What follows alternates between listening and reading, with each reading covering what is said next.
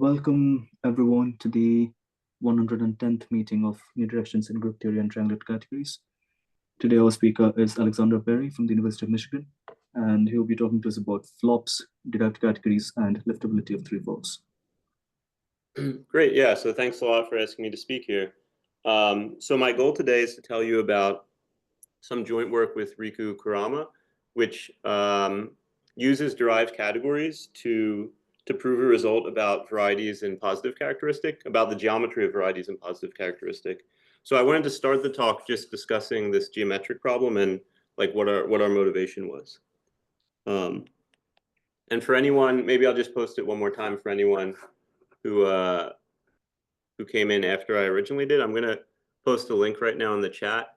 And if you go to that link, you can see my notes in case I scroll too far and you want to go back and see something that I wrote. Okay, so yeah, so let me start with this geometric motivation and the main application. So it concerns this notion of liftability.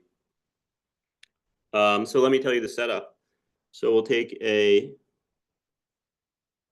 mixed characteristic. Let me write it in the next line. So we'll take a mixed characteristic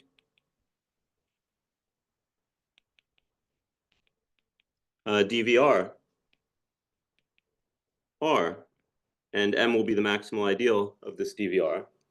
And so mixed characteristic just means that if you look at the residue field, so R mod the maximal ideal, that's a field, and I'm going to ask that that has characteristic P for a prime, so it has positive characteristic. And then I want the fraction field of this DVR to have characteristic 0. So it's a DVR with this property. It's a mixed characteristic DVR. So for instance, what you could keep in mind, maybe just sort of the most basic example, you could take for R the p-adic integers. So just the inverse limit of z mod p to the n, and then little k would just be fp, and capital K would be the rational p-adics. And in general, we're going to be interested in starting with some geometry over a field little k and trying to relate it to DVR as a mixed characteristic. And so maybe I can just mention more generally, if you give me a field little k, there's a canonical R which you can cook up, which is the ring of Witt vectors. But you can, if you want, you can just sort of focus on this case of ZP in the talk. Okay, and so then what are we going to do? We're going to start with the variety X. Let's say smooth and projective.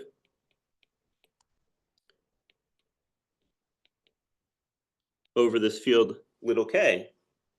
And then we're going to contemplate the following notion. So a lift of X to our DVR R. This is a smooth projective morphism from a scheme curly X to spec of R, such that if you look at the special fiber of this family over R, it's isomorphic to X. Okay, so that's the definition of a lift of X to R. And then we'll say that X lifts to characteristic 0.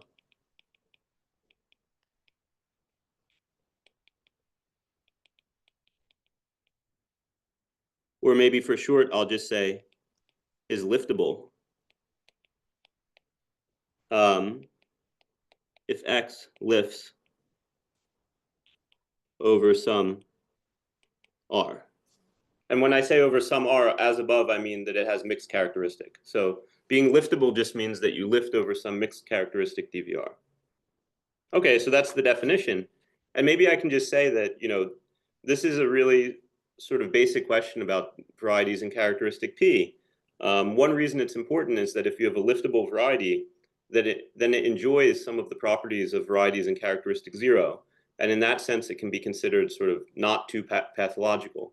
So maybe just for instance, I can mention that like a really famous example of this is this theorem of Deligne and Iluzzi, which says that if your variety lifts and the dimension is not too big, like less than or equal to the prime P, then the Hodge-de-Duram spectral sequence degenerates and Kodaira vanishing holds. So some really fundamental results that we use all the time in characteristic 0 holding characteristic P under this kind of liftability assumption. So that's why, that's one reason why you might be interested in liftability. It's this sense in which the variety is not too pathological. And let me just mention right away, it's not always true. So it is really a property to be liftable. So here's the theorem. And this is a really old result. This question of liftability has been studied for a while. So the first example of what I'll write here was due to Serre, I think in the 60s. And then it was improved a little by Mumford. And then since then, there were tons of other examples. And the theorem just says that there exist non-liftable x in all dimensions, at least 2. Okay, so as soon as you start looking at surfaces or higher, there can be non-liftable varieties. Okay, but let me also mention some positive results. So it turns out that for some nice classes of varieties, lifts always do exist. So let me list some of those known cases. So liftable examples. So as you might guess from the statement of that theorem, the first example is that curves always lift. Okay, and more generally, actually, if you have a variety X such that the following conditions hold. So if you look at the second coherent cohomology of the tangent bundle and H2 of OX, if these both vanish, then it turns out that X lifts. So that's a generalization of 1, because for curves this is true. And just maybe I'll say, kind of intuitively, why is this the case? So the vanishing of this is the obstruction space to infinitesimally lifting X. So if this vanishes, then you can sort of formally lift X over R mod M to the N. And similarly, this is the obstruction to lifting line bundles. So if that obstruction space vanishes, then you can lift any line bundle. In particular, you can formally lift any ample line bundle. And then there's a theorem of Grothendieck that says if you have a formal scheme with an ample line bundle, it's actually can be algebraized. So it comes from a curly X as above. So it's some general, relatively easy nowadays, or standard deformation theory shows that if these two groups vanish, then your variety is liftable. Okay, and what about some other examples? So here's an interesting, a really fundamental example due to Deligne. It says that K3 surfaces are always liftable. And let me just remind you, a K3 surface is a smooth projective surface with the property that the canonical bundle omega x is trivial and H1 of OX is 0. Okay, but in particular, H2 of OX is not 0 for K3 surfaces, so it's not a special case of 2. So this is an interesting example where there is an obstruction space to lifting line bundles, but you can still lift the K3 surface. So that's one really important example. And if you study K3 surfaces in positive characteristic, their liftability is used like all over the place. So just for example, one important result that's fairly recent is that K3 surfaces satisfy the Tate conjecture in positive characteristic, and their liftability is sort of used all over the place. So that's just another example of why you might care about liftability. And then let me mention one more example due to Mumford, and that says that abelian varieties always lift to characteristic 0. Okay, so those are some positive examples. And looking at the last two, you might wonder, is it possible that any variety with trivial canonical bundle lifts? Like for instance, in dimension 2, the varieties with trivial canonical bundle are K3 surfaces and abelian surfaces. And so you could ask this question, and it turns out the answer is no. And there's a theorem, I'll state this as a theorem of, the first example was Hirokado. I think that was in 99. And since then, there have been other examples. And what they did is they constructed non-liftable Calabi-Yau threefolds. So exist non-liftable Calabi-Yau threefolds. And since this original example by Hirokado, there are also examples in higher dimensions. So I could say Calabi-Yau is in any dimension. And maybe I'll just define for you precisely what do I mean by Calabi-Yau here. So in this talk, Calabi-Yau will mean I have a smooth projective variety. The canonical bundle is trivial, and I'll also require that hi of OX is equal to 0 when I is between 0 and the dimension of X. Okay, so that's the definition of a Calabi-Yau threefold. Okay, and so this is sort of the context for the main geometric application that I wanted to discuss today. So let me state the theorem now. Well, maybe I'll go to the next page to do it. Before I do, I'll just pause and ask if there are any questions, and I'll also create some more pages, which I forgot to do earlier. Okay, so any questions about this notion of liftability in the examples I said? I was wondering if you could say something about how Ricardo constructed. I mean, you said that there exist non-liftable Calabi-Yau threefolds. Like, is there a special, like a trick that does construct them? They're very special. I don't think Okay. I think Okay. it would take me too far afield to do it now. And Okay. actually, Okay. this is a good time for someone to be asking something though, because my computer is taking over my screen, asking me to do an update, which it does every day. Okay, I think I'm back. Yeah, so actually, it's not so easy to make these examples. It's a good question. How do you make them? Really, what I would suggest first, if you wanted to see an example, is to go back to the original example of Serre. And he constructs his example as it's actually just a quotient of some. He does a three-dimensional example, and it's a quotient by a finite group of some hypersurface actually, and but it's you have to choose things very delicately. So in general, these examples are hard to make. So maybe I won't go into the construction if that's okay. Sure. Thank you. Thank you. Okay, so let me state the main theorem for today. Oops.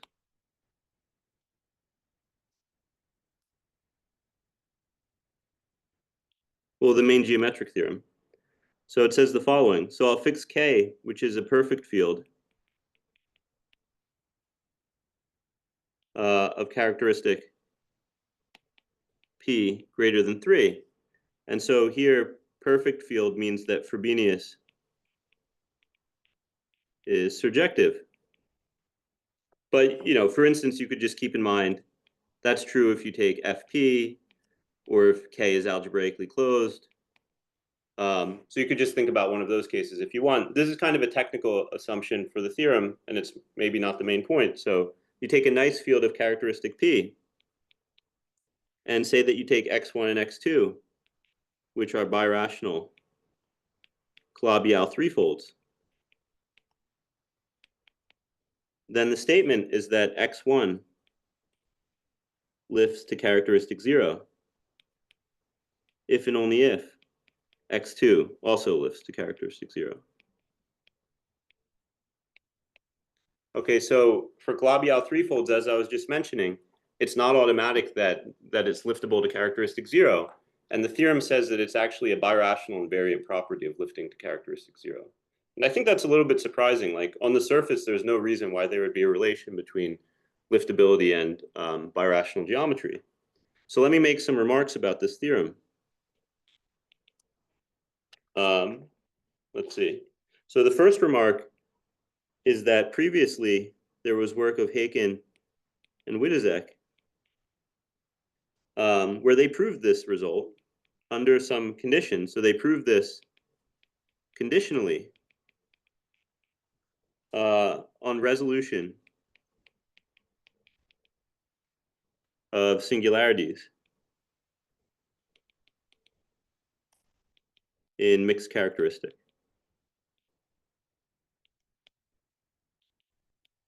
Okay, so that's a big open conjecture, resolution of singularities in mixed characteristic. But what they proved that if you assume this conjecture, then the theorem that I just stated is true.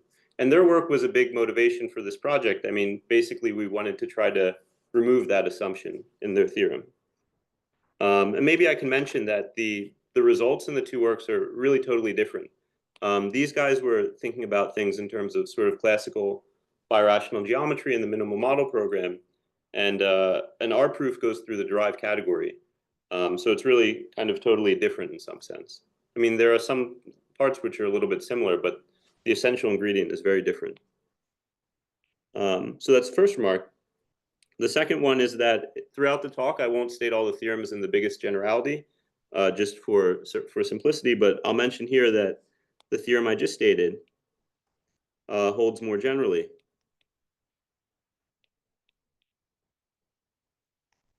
For smooth, three-dimensional, minimal models. And by definition, that means that the canonical bundle is NAF. And I also need the assumption that H2 of OX is 0. So in other words, if you assume X1 and X2 satisfy these two hypotheses that I just wrote, the canonical bundle is NAF and H2 of OX is 0, then the theorem holds in that setting too. So that's a generalization of the theorem as I stated it. Okay, and then the last remark is that there was a little bit of work previously on the question of how does liftability relate to birationality. And Litka and Satriano, first of all, they proved, or maybe this was folklore, but they proved that liftability is birationally invariant in dimension 2, so for surfaces. But they showed, by example, that it's not birationally invariant in higher dimensions in general. Okay, so the theorem is something special about Calabi-Yau threefolds, that for these kinds of varieties, being liftable is birationally invariant. Okay, and then as I mentioned in the statement of the theorem, this is kind of an artifact of the proof, these hypotheses on K, but presumably they're not all of those hypotheses. Certainly the assumption on the characteristic I don't expect to be necessary for the theorem to hold. Okay, so that's the geometric application that we're after. Maybe I'll pause one more time to see if there are any questions about the statement of this before I tell you the ingredients in the proof.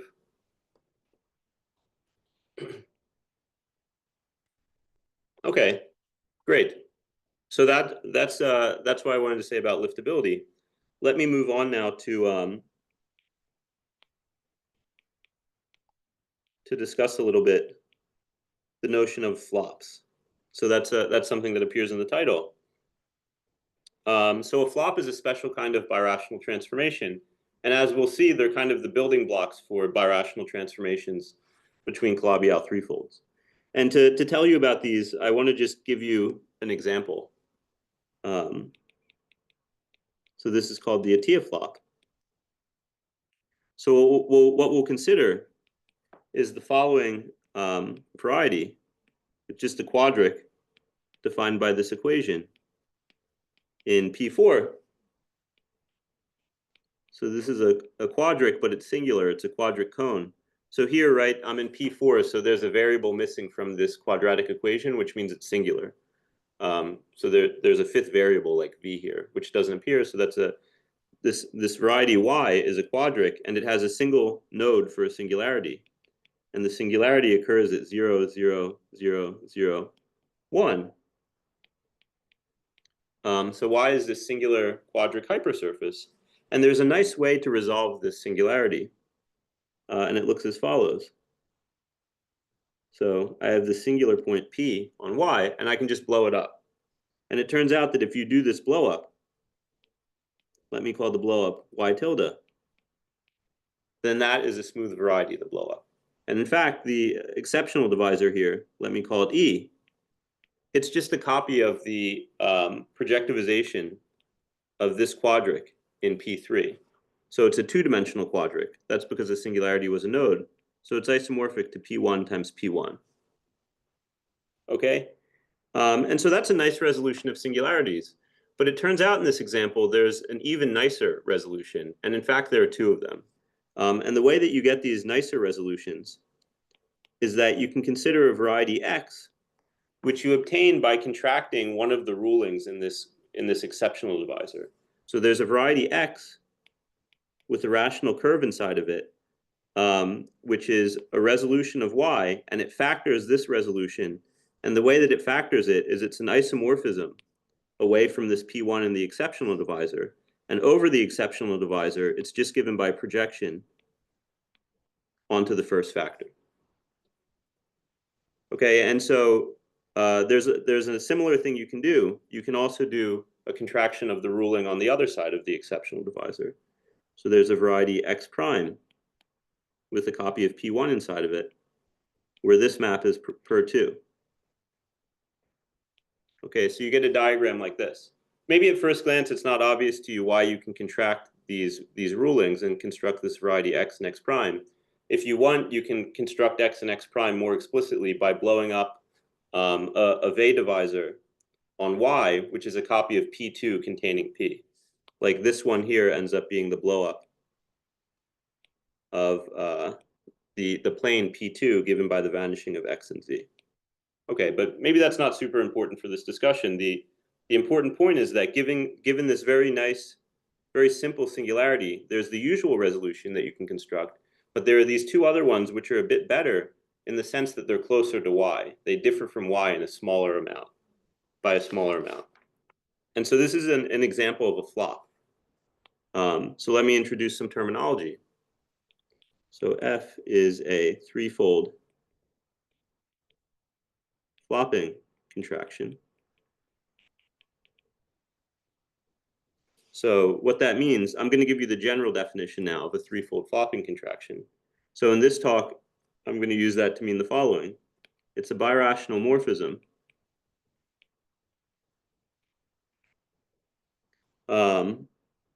between projective threefolds. So this is a map X to Y, right? Such that the following conditions hold. So the first condition is that X is smooth and Y is allowed to be singular, but it's not too nasty. So what we'll require is that the technical conditions to require is that Y is a normal variety and it's Gorenstein. So Gorenstein just means that if you look at the dualizing complex, it's a line bundle shifted by the dimension. So from the perspective of Grothendieck duality, it's like as nice as a smooth variety. And then the second condition that we'll require is that the exceptional locus of this birational morphism has codimension at least 2 in X. So in this example that I just gave you, the exceptional locus is just this curve, it's P1. So that's the second condition, that you're birational and the locus on which you're not in isomorphism, this birational map, is just a collection of curves. And then the third condition is that the relative Picard rank, which I'll denote by rho of X over Y, is equal to 1. So in this example, that's true because you're contracting just a single curve under this map. So that implies that the relative Picard rank is 1. So the way you should think of a threefold flopping contraction, it's like a resolution of the singular variety Y, which is as small as possible. The exceptional locus is very small, and the relative Picard rank is as small as possible. So that's the general definition. And what can we say? So that's F. And then let me say something about F prime here. So F prime in the above situation is an example of what's called the flop. It's the flop of F. So by definition, that means the following. It means that F prime is also a flopping contraction. In the example, that's sort of clear because it's just symmetric. It's sort of the same as F by symmetry. So that's a flopping contraction. And moreover, we'll demand that there exists a divisor D on X. So I want a divisor D on X, which is positive, or maybe, yeah, the way that I'm going to phrase it, it'll be negative along this map. And if you look at its proper transform on X prime, it'll be positive along this map. So it's the way that you distinguish F and F prime has to do with the positivity of some divisor. So the right way to say it is that there exists a divisor D on X such that negative D is F ample, and D prime, which I'll define to be the birational transform of D on X prime, I want this one to be F prime ample. Okay, so in the example that I just gave you, the Satia flop, there's just a computation you have to do to check that the generator of the relative Picard group here, that you can, if you look at the ample generator, negative that will have this property, and then you have to check that the birational transform has this property. So there's some numerical thing which distinguishes F and F prime as varieties over Y. So that's the general definition of a threefold flopping contraction and the flop of such a thing. And maybe I can just mention that the flop, if it exists, is unique. So the flop is like a way to modify this nice resolution of Y to another nice resolution of the same form. And the reason, so you might wonder, why am I introducing this notion? The reason is the following theorem by Kalamata.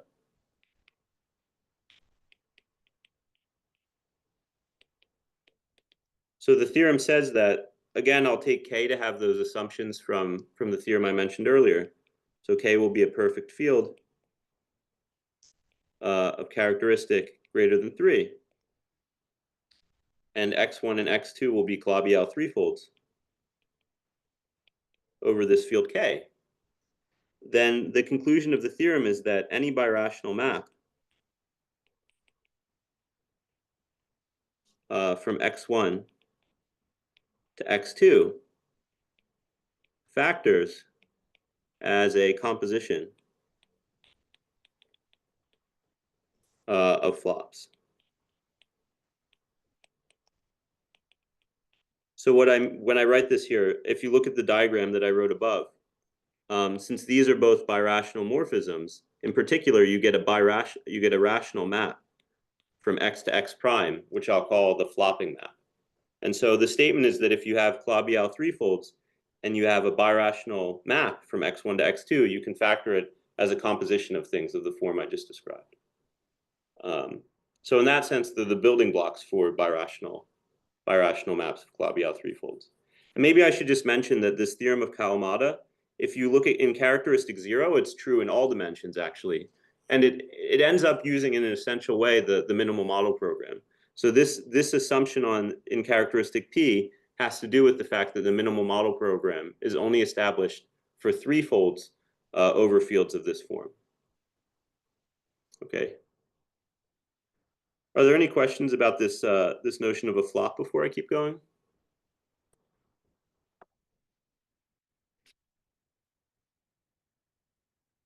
Great.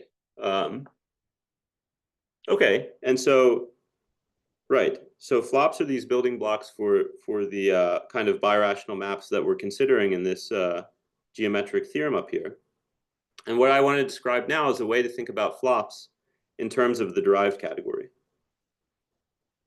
So this is this next section. I'll call it, oops.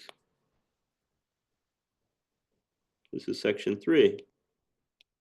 This is about flops via d of x.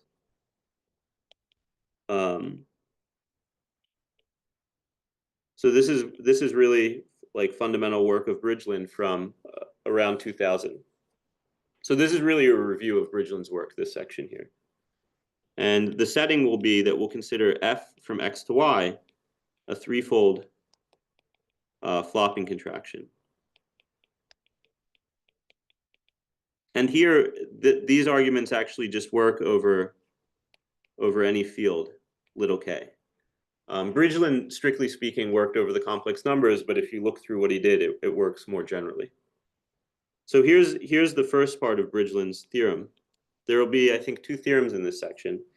And the first one says the following. So in the above setting, there is a bounded T structure on the derived category of x. So in this talk, d of x will always denote dB co of x. Okay, so there's a bounded T structure on d of x with heart given as follows. So the heart of this T structure I'll denote by perv of x over y. And it consists of the following complexes. So I look at complexes with cohomology sheaves only in degrees -1 and 0. And in degree 0, I'll demand that the cohomology sheaf lies in a certain category, which I'll call T, and I'm going to define in just a second. And in degree -1, I'll demand that it lies in a category called F, which I'm going to define now. So there are these two-term complexes, and here T is defined as follows. So it's a subcategory of the category of coherent sheaves consisting of objects that have no higher push forward. So R1 push forward of T is equal to 0. And then I'll also require that HOMs from T into K are 0 whenever I have an object K, which is a coherent sheaf that's killed by the derived push forward. So such that RF push forward of K is 0. Okay, and these conditions I'm writing, they might look a little bit funny. I'll try to say something to explain it after I state the theorem. So that's what T is. And then F is defined as follows. F is a little bit simpler. It consists of coherent sheaves such that if you do the underived push forward, little f push forward of capital F, you get 0. Maybe I should just mention explicitly, like often when I give talks, all of my functors are implicitly derived, but in this talk, that's not the case because it'll get confusing if I do that. So this really means just usual push forward, not derived. And I'll always write R's when I mean derived functors. Okay, and so that's the definition. So there's a T structure whose heart consists of this explicit subcategory, two-term complexes where the degree 0 and degree -1 cohomology sheaf lie in this T and F that I just defined. And maybe I can mention that objects here are called perverse coherent sheaves.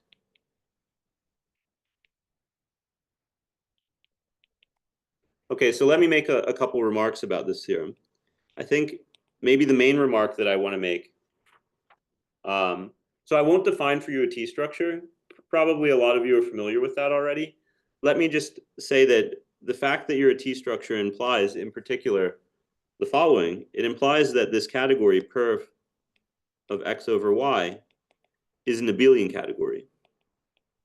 Okay, and explicitly, a short exact sequence in this category exactly corresponds to an exact triangle in D of x with terms in the category of perverse coherent sheaves. Okay, so that's one of the important upshots of being a T structure. And in general, a bounded T structure is just something that looks like the heart of a bounded T structure is something that has similar formal properties to the category of coherent sheaves sitting inside of dBx. And in general, there's a procedure if you have a bounded T structure and you have a special pair of subcategories called a torsion and free part that form a torsion pair, there's a general recipe to create a new T structure. And this is an example of that. So this T and F form what's called a torsion pair inside of the category of coherent sheaves. And this construction of the category of perverse coherent sheaves is a special case of a general construction known as tilting. But for this talk, there are also other maybe slightly more conceptual ways to think about this category, how it's defined. But the one that I've written down is just the most explicit. It's a very concrete formula, and you can test by hand if objects lie in this category or not, and things like that. So I decided to use this simple definition. Maybe what I'll do is I'll give you some examples. Well, let me start with just one really basic example. So it turns out that the structure sheaf of X is always a perverse coherent sheaf. Okay, and the main thing that you need to know to see this, and this is a general fact about threefold flopping contractions, is that RF push forward of O is isomorphic to O of Y. There's no higher direct images, and the push forward of O is equal to O. So this is a general fact about threefold flopping contractions. But if you assume this, then you can see that this statement I wrote is true, right? So this object only has a cohomology sheaf in degree 0. So we need to check that O of X is contained in T. So the first statement is what I just told you here. And the second statement, well, if you have a complex K and you HOM from O of X into it, that's just taking the global sections. But if the push forward down to y vanishes, then certainly the global sections vanish because the There's a global question section. in the there's a question in the chat, Alex. Oh yeah, the other definitions. Well, they turn out to be there's an equivalent way to think about it. When you have a flopping contraction, there's an induced semi-orthogonal decomposition of d of x, where one term is the pullback of d of y, and the other term is the orthogonal to d of y. And you can check in this case of a threefold flopping contraction that the usual T structure induces a T structure on the orthogonal to the pullback of d of y. And then this perverse T structure is obtained by shifting that induced T structure by some integer and then gluing it to the standard T structure on d of y. So it arises in a kind of natural way from a gluing of two T structures. That perspective feels a little bit more natural somehow. But then if you write out what it is, it turns out to be given by this tilting construction. Yeah. So yeah, the way that you can think about it for this talk, though, is that it's a T structure which is somehow very much adapted to the geometry of this flopping contraction here. And yeah, so one example is if you look at the structure sheaf of X, that's a perverse coherent sheaf.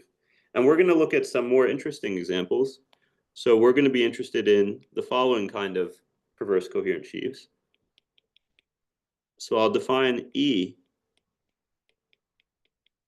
inside of here to be a perverse point sheaf. So I'll just write PPS sometimes for that, if the following conditions hold. So the first condition is that there exists an exact sequence as so in the category of perverse coherent sheaves.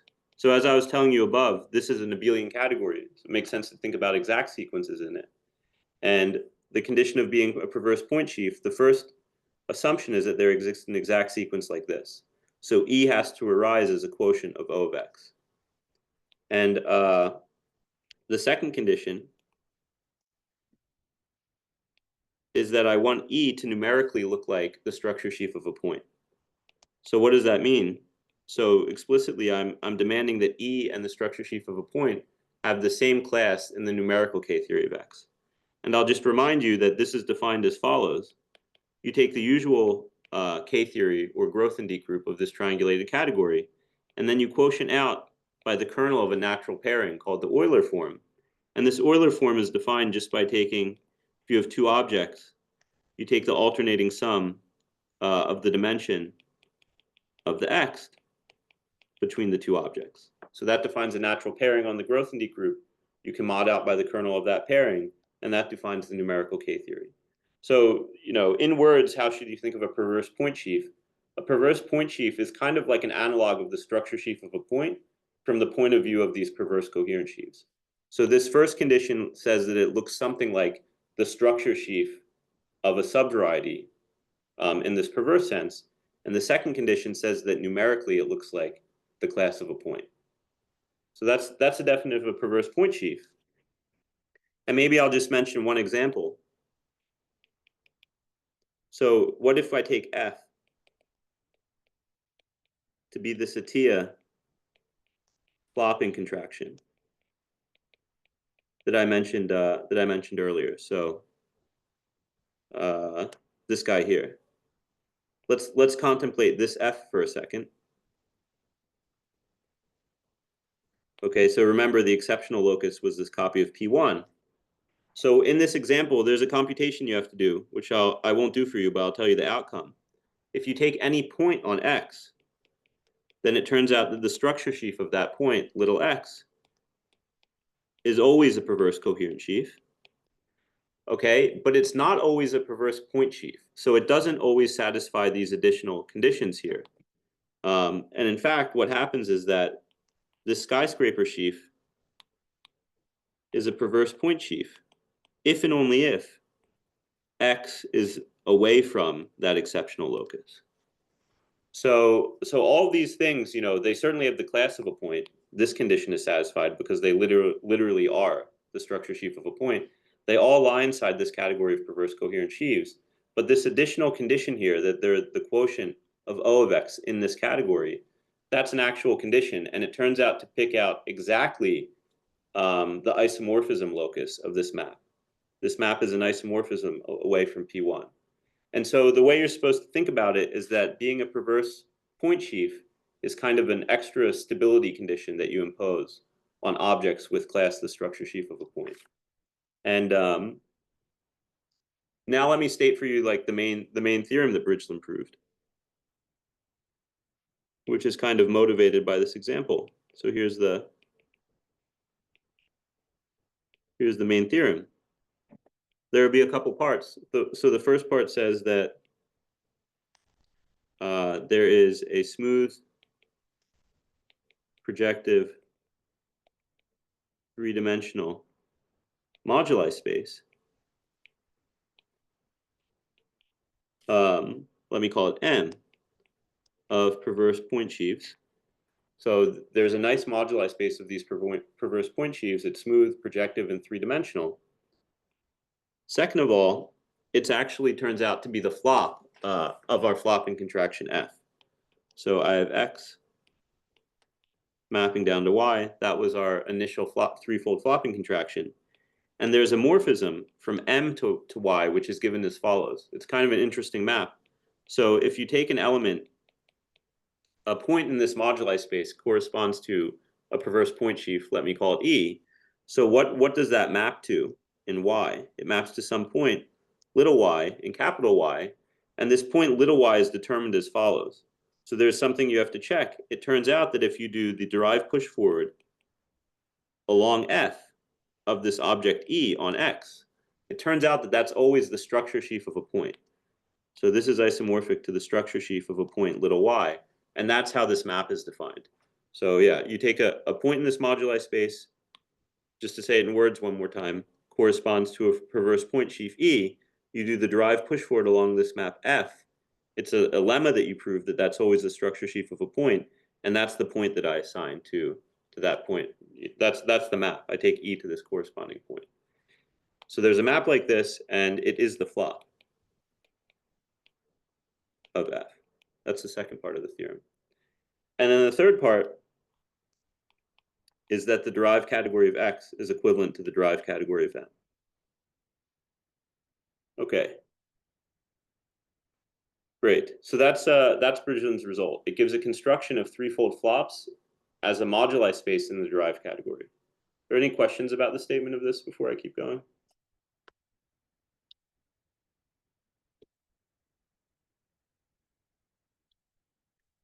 Great. So maybe one thing I can point out is that once you know this theorem, you get this really nice application, which was, I think, Bridgeland's main motivation. And the application is that if you have birational Calabi-Yau threefolds, then they're derived equivalent. And the reason is that Kawamada's result tells you that if you want to prove the statement I just said, you can reduce to the case of flops. And in the case of flops, that's what Bridgeland's theorem tells you. The third part of this theorem says that if you have a flop, the two threefolds are derived equivalent. And maybe I can mention, right, you might be wondering, what is this equivalence given by? It's just the Fourier-Mukai transform associated to the universal object on M times X. So there's a very natural description of this derived equivalence between X and the flop. Okay, great. So that's what I wanted to say about, by now, this kind of classical work of Bridgeland. And now in the last part of the talk, I want to tell you about a relative version of these results and how we apply it to prove this geometric statement about liftability. Okay, so, oops.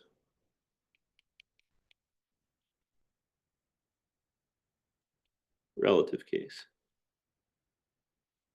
Okay, so in this part of the talk, I'm going to fix S, which is a nice space scheme. So that's not super precise, what I'm going to assume on S, but let me just say, for instance, whatever nice means, it includes spec of a DVR. It's a quite general condition, like that you can put for S. I think like integral, regular, finite dimensional maybe is enough for what I'm about to say, but in particular, if you have spec of a DVR, that's good. So take a base scheme S like this, and then we're going to consider a map F from curly X to curly Y. These will be schemes over S. And I'll demand that they have the following properties. So I'm going to define for you here a relative threefold flopping contraction. So a relative threefold flopping contraction is a diagram, as I've just written, with the following properties. First of all, I want X to be smooth and projective over S of relative dimension 3. I want Y to be flat and projective over S of relative dimension 3. And moreover, for any point little s and s, I want the map on fibers from curly X sub S to curly Y sub S to be a flopping contraction. So it's kind of the, in some ways, the most natural relative version of a flopping contraction I was telling you about before. It's just a family of threefolds parameterized by S mapping to another family of threefolds parameterized by S, so that on fibers you get flopping contractions in the sense we discussed before. So that's the setup. We have this relative flopping contraction of families of threefolds. And then the theorem, maybe I'll have to split it across 2 pages. I guess that's okay. So here's the theorem that Kurama and I proved. So the first statement, it's almost the same as the statement of Bridgeland's theorem now, but let me just write it for you. So there is a relative moduli space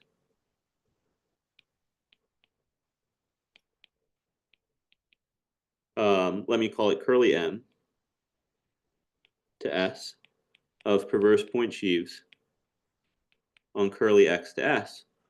So what do I mean by a relative moduli space? I mean that there's a scheme over S which fiber by fiber recovers the corresponding moduli space of perverse point sheaves on this flopping contraction morphism here. So it's a family of varieties which fiber-wise recovers Bridgeland's construction. And moreover, this morphism from curly M to S is smooth, projective, and has relative dimension 3. Okay, so that's the first part of the theorem. It's sort of exactly a family version of the first part of Bridgeland's theorem that I mentioned before. The second part of the theorem says that there's a flopping diagram. So this M, as before, it admits a morphism to curly Y, and this is the relative flop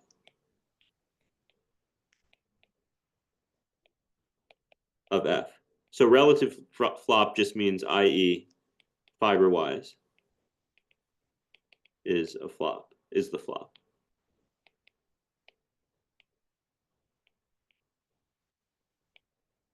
of S sub S. Okay, so it's just the natural relative version of Bridgeland's theorem.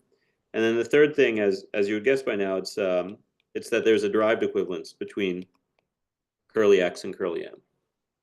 Okay, so that's the relative version of Bridgeland's theorem.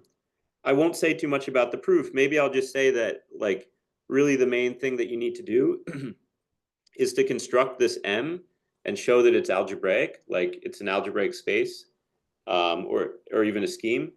So you need to show that this thing exists as an algebraic space, and you need to show that it's flat over S. And then once you do that, using some tricks, you can actually reduce the theorem to Bridgeland's theorem, which has already been proved.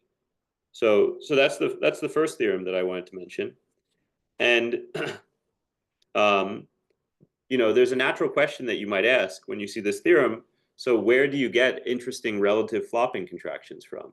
I don't think it's super easy to make examples of relative flopping contractions.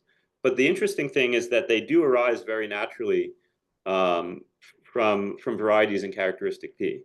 So that's what I'll explain in the second theorem here. So this is the next theorem.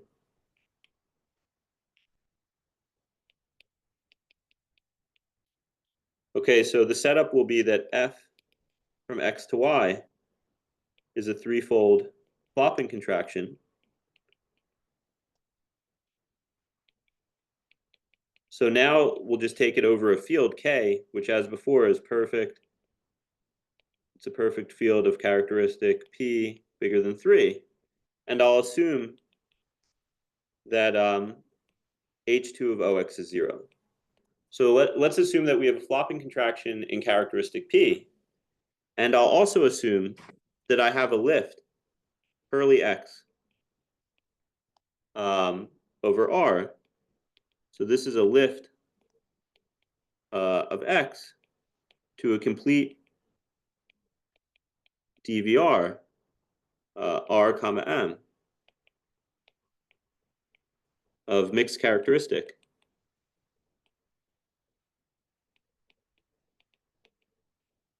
With residue field equal to this field little k that we started with. So assume you have a threefold flopping contraction.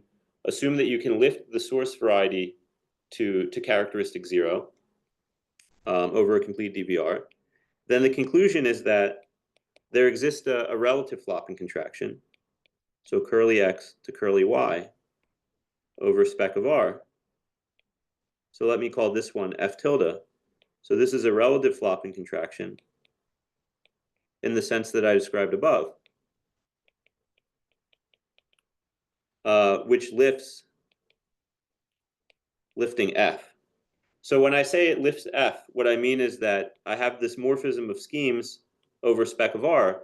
I can look at this, what it does on the special fiber, and I want that to be equal to the original morphism F. So lifting F means that F is equal to F tilde base change to little k. So in particular, part of the statement here is that the special fiber of Y is isomorphic to Y. So in particular, this curly Y is supposed to be a lift of Y. So yeah, the statement is that if you have a threefold flopping contraction whose source lifts, then in fact the whole morphism, the whole flopping contraction lifts to a relative flopping contraction in mixed characteristic. And let's see, should I say something about the proof of this? Maybe I'll just really briefly say something. Got 5 minutes left. So yeah, I'll just really very briefly say something here. Because it turns out there's something interesting. It's really special to mixed characteristic. So the way that we prove this is using some results from MMP. You can construct L, which is a line bundle, on X, such that the following conditions hold. So if you restrict to the special fiber, which I'll denote by X0, or if you restrict to the generic fiber, which I'll denote by X eta, both of these are what's called semi-ample. So semi-ample just means that some positive power of these line bundles is globally generated and therefore defines a morphism to projective space. And not only are they semi-ample, but this line bundle on the special fiber, it induces F. Okay, and let me just spell out, what do I mean by induces F? So I'll do this parenthetically. This is sort of a general thing about semi-ample line bundles. So let me call straight L this line bundle on the special fiber on X. So if you have a semi-ample line bundle, then by definition, that means that if you take some big tensor power of it, it gives you a morphism to projective space, some Pn. And you can take the Stein factorization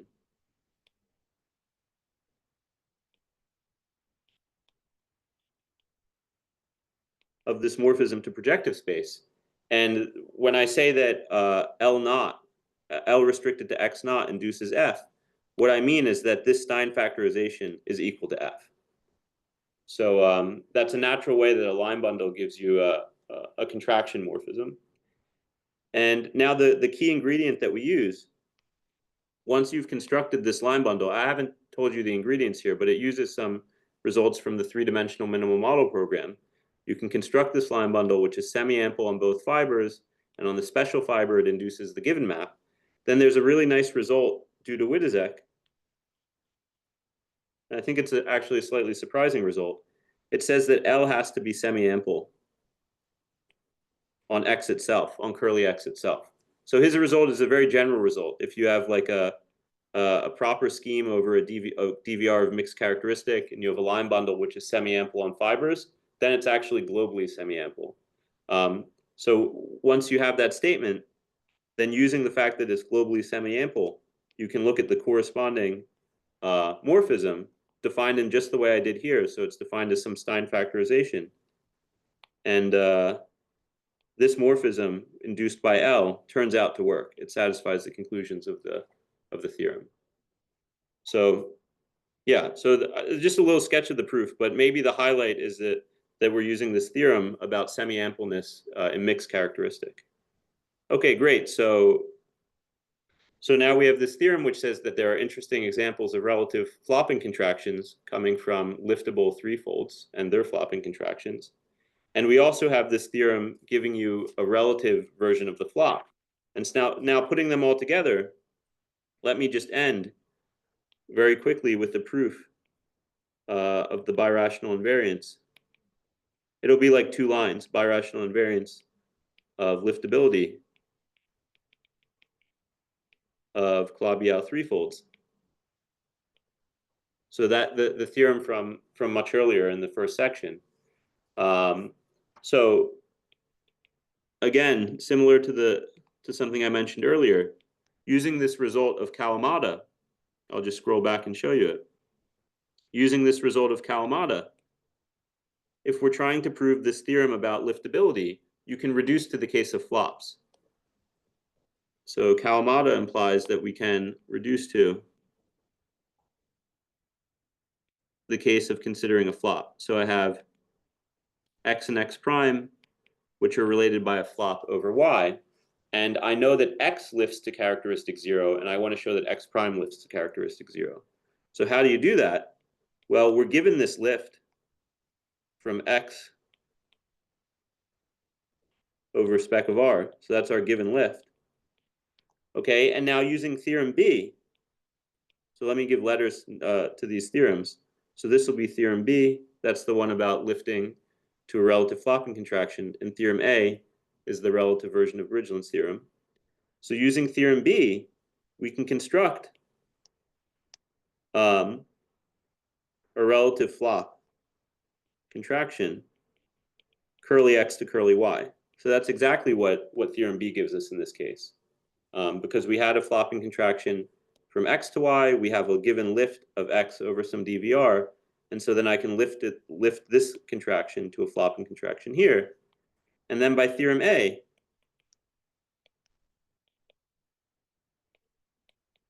I get the existence of a relative flop. So we can lift this whole diagram. And then that proves the theorem, right? Because now this composition here, this is the desired lift of x prime. So this is the lift of x prime that we wanted. And so that concludes the proof. Okay, so let me end here. Thanks.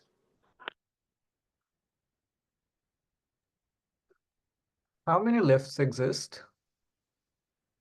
How many lifts exist? I don't think it's. I think in general there could be multiple lifts, and you could also lift over different R's in general. Yeah. Then where is this? I guess it's using projective in theorem B. But then everything other than that seems to work more generally, right? Let's see. So theorem B definitely is using projectivity, like as you sort of saw from this construction here, right? Right. I think theorem A also is using projectivity.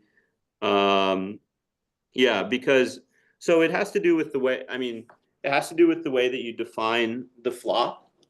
So what is true, I think, is in theorem A, if you don't assume that the original like curly x to s here is projective, then you might only know that this is an algebraic space. You might not know it's a scheme.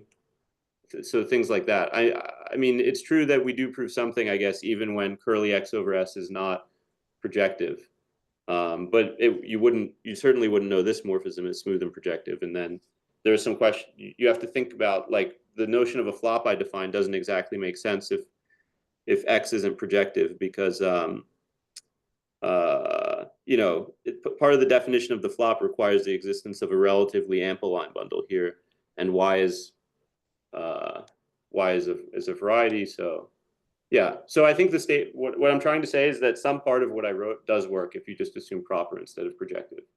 But to know some things like that the resulting moduli space of perverse point sheaves is actually a scheme, I think you need to know projectivity. Does that make sense? Yeah, thanks. Mm-hmm.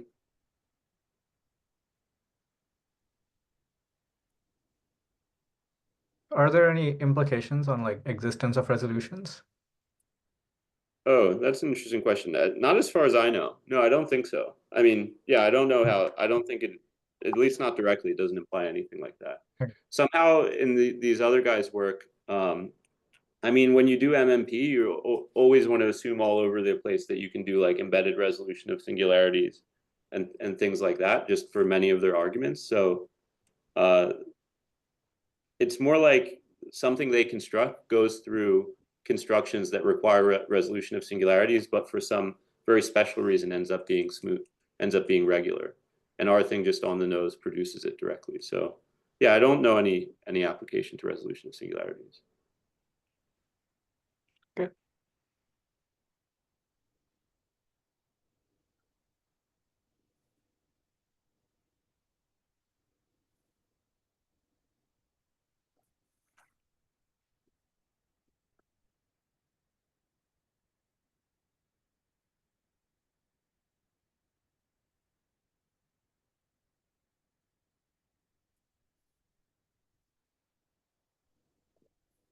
Does this work for like terminal if you let go of the smoothness?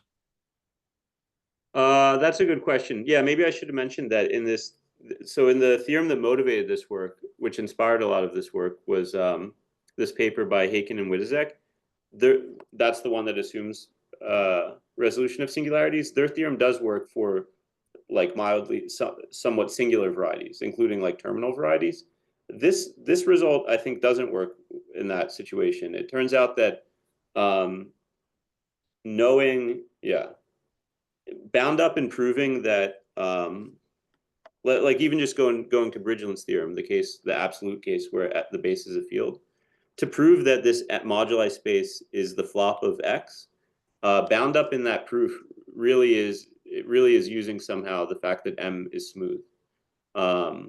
So I think that's not clear. If you want to start with a singular X, it's not clear to me how to use this method to produce the flop, although we know it should exist.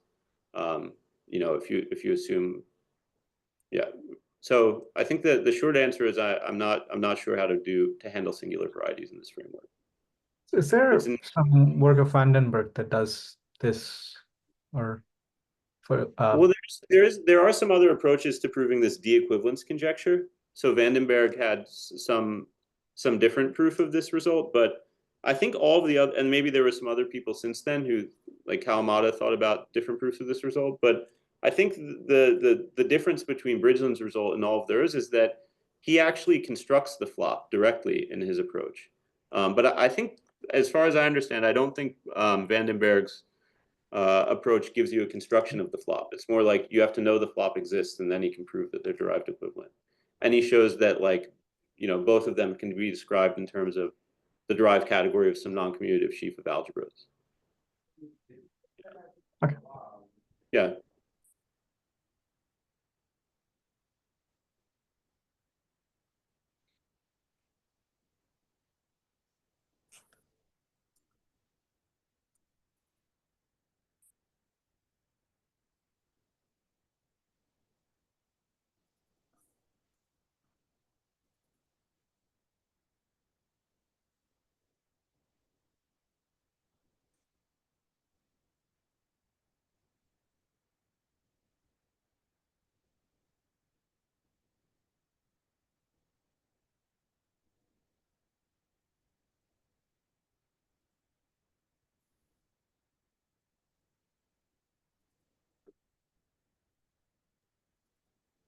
So I'm not sure if Rudodip is still here, and I'm not sure if I should do this, but we should at least thank the speaker.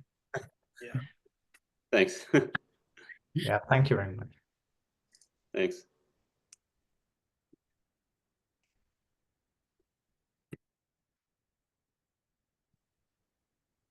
Cool. Thank you. Thanks. Did you hear me just now, or was my audio? Oh, I hear you right now. Okay, sorry, I said something just now. Maybe the audio was not so clear. If there are any questions for the speaker, can we please ask them now?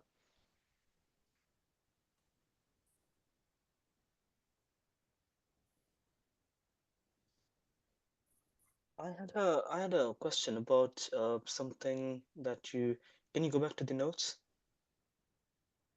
Yeah. How do I get back there?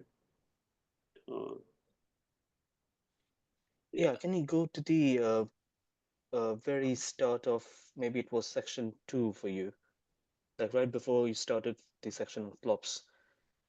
There was something that you, yeah. So the third remark.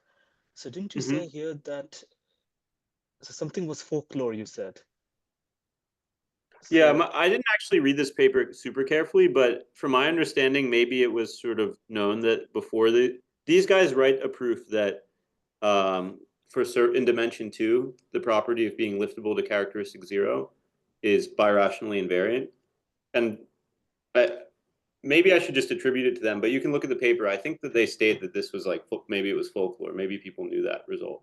I think the main contribution of this paper is that in higher dimensions, liftability is not birationally invariant. So they make, in all higher dimensions, they make examples of birational things where one is liftable and the other one isn't. Yeah. okay, thank you. Any other questions? Anybody? My video is not running off for some reason. Can you send these notes to me afterwards? Oh yeah, this link should just work forever. You can just use that link. Okay. Yeah.